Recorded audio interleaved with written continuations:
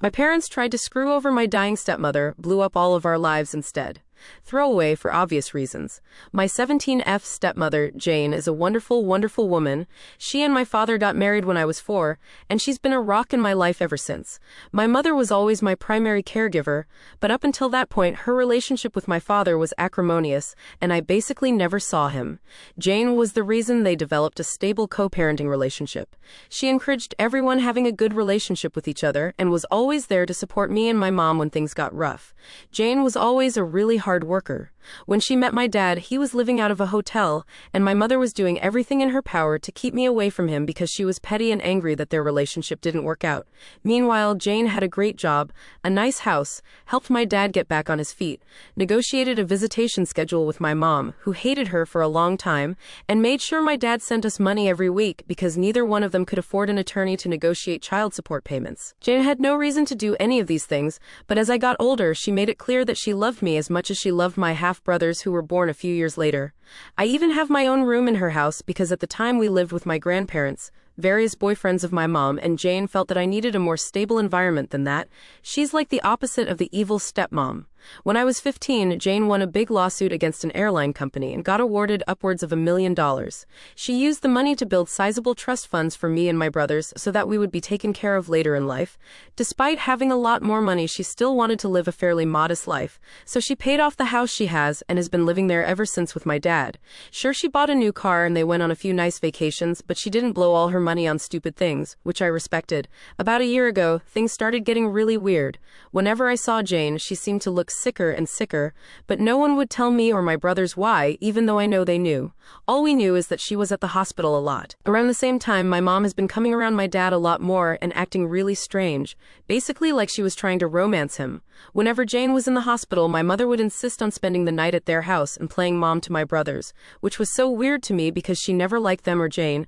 She'd be the perfect little housewife, and my mom is not like that at all.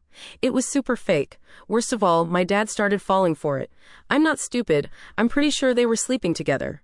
I tried to shield my brothers from it, but they're not dumb either. I tried talking to my dad too, but he insisted it wasn't like that. Then a few weeks ago, my mom started talking about all the places she'd like to visit, how she wanted a new car and was looking to invest. Which is weird because my mom has been a bartender her whole life and has lived paycheck to paycheck since before I was born.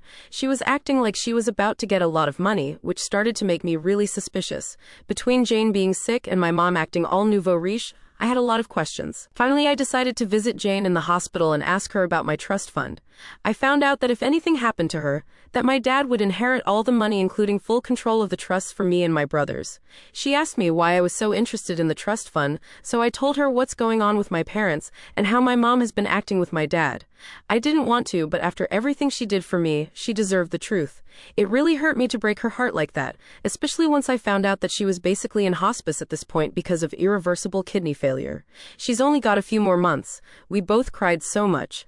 Then, 2 days ago, everything came to a head. My mom stormed in furious and started arguing with my dad. Apparently, Jane met with her lawyer and changed the trust so that my dad would get nothing and all of the trusts would be controlled by my step-aunt.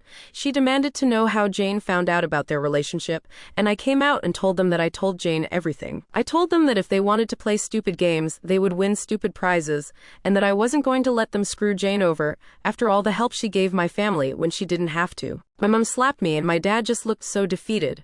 Then my mom told my dad that she didn't really love him, that she was just pretending to so he would marry her and she could get all of the money. The worst part about it is that my brothers witnessed the whole thing, and now on top of their mom dying, they have to deal with a cheating dad and his vindictive ex. Our whole family is in ruins, and I feel like it's my fault even though I know it's not. Yesterday I visited Jane again and told her about the fallout. She apologized and said that she had to dissolve my trust fund to make sure my mother didn't get a hold of the money, but that as her oldest, I will inherit the house property after she is gone, and that's worth more than the other 2 trust funds combined.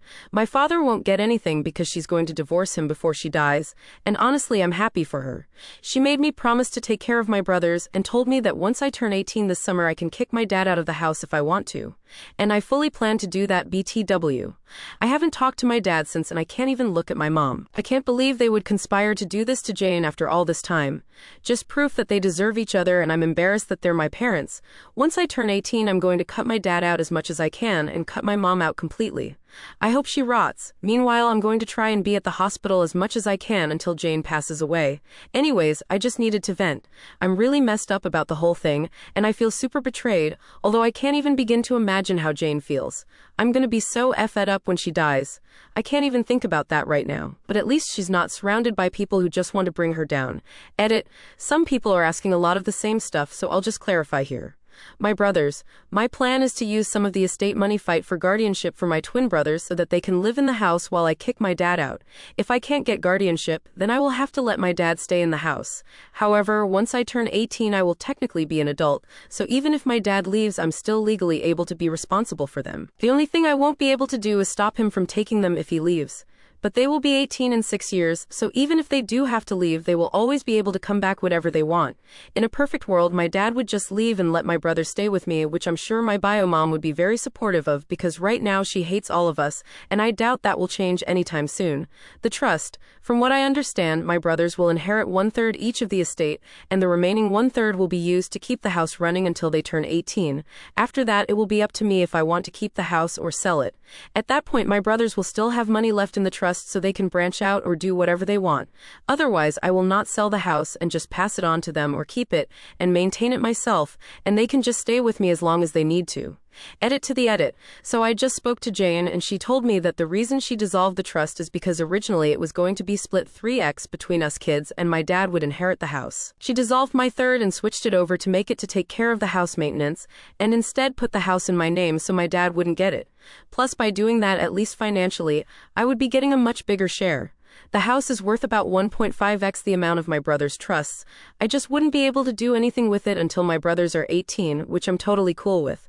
Sorry if I don't have a better answer, but I'm just trying to translate what she told me. My parents, the big fight happened on Sunday and I haven't spoken to either of my parents since. I think they're both at my mom's place right now, but that's fine with us because we're all still mad at them so they can stay gone for all we care. I know technically that's not legal to just leave us alone, but I've been taking care of my brothers for over a year. I can handle a few days while he gets his shit together. Screw both of them. Hope that clears some stuff up. Update. Hi guys, it's me again. A lot of you asked me for an update on my situation with Jane and my family, so I've come back with a few things that have happened since I initially posted. I will try to organize this in a way that addresses the major points of last time. Jane is still alive and doing surprisingly well considering the circumstances. She's always been a fighter, and although her disease has been progressing, she's keeping a positive attitude with everything that is going on. She says she's grateful that she was able to see everyone's true colors before she passed so she could go into the next life knowing the truth. We have become so unbelievably close in the past few months, and it's getting harder and harder to know that she's getting close to the end. She doesn't ever talk about it though, and I know it's because she doesn't want to hurt me, but we both know the situation, so we're just making the best of our time. I'm also not being completely transparent about all of the drama at home, but TBH, I don't think she needs to hear all of that. We did end up having that surprise celebration of life that I planned. A lot more people showed up than I thought, but they all got an Airbnb near the hospital where Jane is, and we were able to take her out and spend some time at the lake near the facility. It was super low-key, which I know Jane preferred, and I was even able to get her old college friend to come after I found him on LinkedIn lol. We had food and there was music and we played games and it was overall a really great time, except Jane started crying at the end, but she promised me it was just because she was grateful. My brothers are also doing okay. My aunt, Jane's sister, is currently paying for them to go to therapy and they've become a lot more open about talking about the situation. They just turned 13, but a lot of the time it feels like I'm talking to actual adults lol. They've become really independent lately, in a good way, and aside from me driving them places, I don't really have to do much for them anymore. Their grades aren't super great, but they're not failing, and considering the circumstances, it could be a lot worse. They still hang out with friends, and I'm keeping an eye out for depression symptoms and stuff. The situation with my mom is as funny as it is embarrassing TBH. She spent a few weeks ignoring us, and then she tried to crawl back into my life basically begging me to let her move in because her lease is about to expire and she has nowhere to go. That convo went about as well as you'd think, and she ended up calling me an ungrateful B********, and that I couldn't just ignore her because she's my mom. I told her to get out of the house before I call the cops, and to go back to my dad, who at that point was only coming home every few days to check on us and grab some clothes. After that, she tried coming by a few times, and when I wouldn't open the door, she would lose her mind and start yelling through the neighborhood. After 3 instances of this, I finally called the cops, but because I'm 17, they told me there's a possibility that I would have to go home with her since technically I'm a minor and need to be with the custodial parent. I told them no way because I was the only one watching my brother's ATM. That led to a whole thing where after a few hours my dad basically showed up and I was allowed to stay there because there was finally an adult present, and I'd basically lived there for over a year. After that, the cops firmly told my mom that if she keeps showing up and causing drama, my neighbors confirmed that she'd been there a few times screaming, that they would arrest her for trespassing since technically it was Jane's house and not hers. She left and hasn't tried coming to the house anymore, but for a while she would call me constantly telling me I owed her and all kinds of stuff. She's now blocked on everything and anything she needs to say to me gets filtered through my dad. As for my dad, well, since he's basically required to be here for another 2 months until I turn 18, we've basically just avoided each other. It's not too bad though, because I've been heavily relying on guilting him for everything to get my way. For example, he was going to contest the divorce, but I threatened to kick him out when I turn 18 if he does that, so he just signed all the paperwork for a quickie divorce, and is basically doing whatever Jane tells him to do. I don't openly disrespect him or anything, he's still my dad, but I've made it clear that I have no intentions on doing anything he says ever again, and he doesn't fight me on it. Most of the time he's just in his room, and sometimes he'll go back to my mom's, but only for a day or two before they argue and she kicks him out again, lol. I haven't decided whether or not I'll kick him out yet, and we haven't talked about it either, so I'm kind of playing it by ear. As for me, I'm handling everything as good as I can. I found a new job where I make a little more money, so I've been focusing on saving as much as I can and just being there for my brothers. Between working in school and visiting Jane, I've been so busy I haven't really had time to really stop and think about everything, but I know it'll come. One of my friends has really stepped up and helped me manage everything, and I'm super grateful to him for being there for me and my brothers, so we'll see how that goes. Anyways, I wish I had something more exciting to share, but that's what's happened since my last post. Hello everyone, it's me again. I've gotten quite a few messages in the past months asking for an update, so I'm going to post my final update here, and hope that it's enough to answer the questions everyone has been asking. I'm sorry that it took so long to update, but a lot has been going on. As many of you may already assume, Jane passed away early fall of this year. It was very traumatic and sudden, but the silver lining is that she exceeded every doctor's expectation for her life, and when she did go, she was surrounded by family, including me, my brothers, and my dad. She was on palliative care and felt no pain except for a brief moment right at the end, and we are all very grateful for that. Towards the end, Jane was physically pretty much done, but her mind was as sharp as ever. I took the advice of many of you here and recorded some voice notes for my brothers. I originally wanted to do video, but by the time we were able to do it, we both decided they didn't need to remember her wrapped in tubes and in a hospital gown. She also wrote many letters for her friends, family, and even for me to open when I reached certain milestones. She gave me one to open right after she passed away, and while I won't share too many details, I can say with absolute certainty that she is, and forever will be, who I consider my mother without question. It was very, very emotional for everyone, and although it has been a few months, I am still very heartbroken about her no longer being with us. She was a kind, gentle woman, and in my heart, she is who I aspire to be. My brothers are obviously very hurt about our mom dying, but just like before, they are taking it surprisingly well. They are still going to therapy both together and separately, and we have a lot of conversations whenever they feel like talking. We've always been close, but I feel like we're closer now. Even though I work, we hang out as often as we can, and I'm doing everything I can to be the support that they need. They don't know it, but I definitely need them as much as they need me because they're the only ones I can really talk to about anything. Ironically, now that our family glue is gone, we're pulling together stronger than before. My dad and I mended the fences, so to speak. We went to a few therapy sessions together where he took full responsibility for his behavior, and I've forgiven him as much as I can, especially since he eventually started doing everything he could to be there for Jane at the end, even though they still went through with the divorce.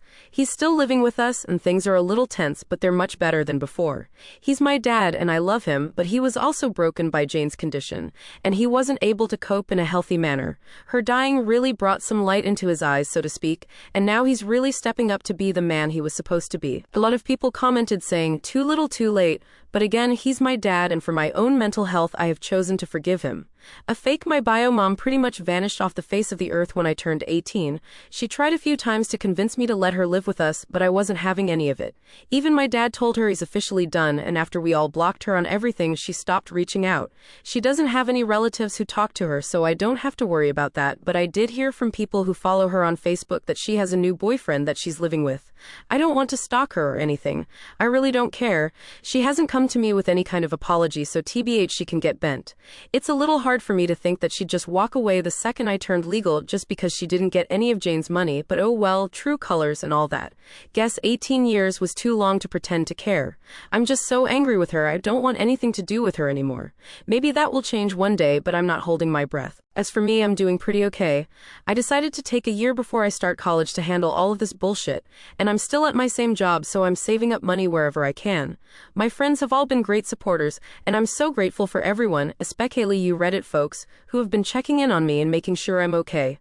I'm taking things one day at a time, and that's been working great to keep my focused. My goal is to go to college next year and study journalism, but I'm playing it by ear.